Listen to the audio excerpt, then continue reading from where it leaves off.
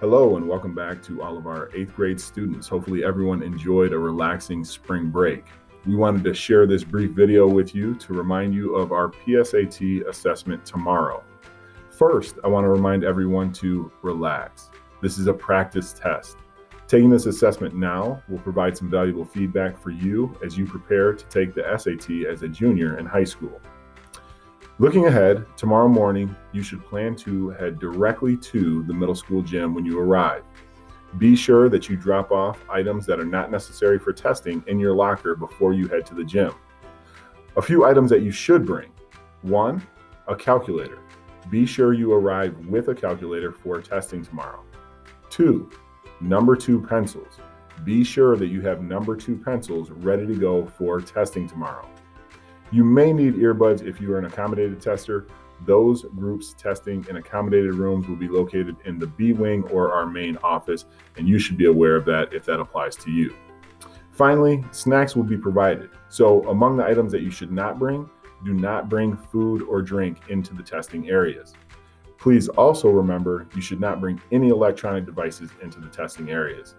Cell phones, computers, etc. should not be brought into the testing area because it could actually negate the results from all students testing in that area. Please be conscious of this. When you arrive tomorrow morning, drop off those items in your locker before heading to your assigned testing locations. What's familiar about this test? It's a paper pencil test. So you've all taken these sorts of tests before. You'll be required to bubble in each section.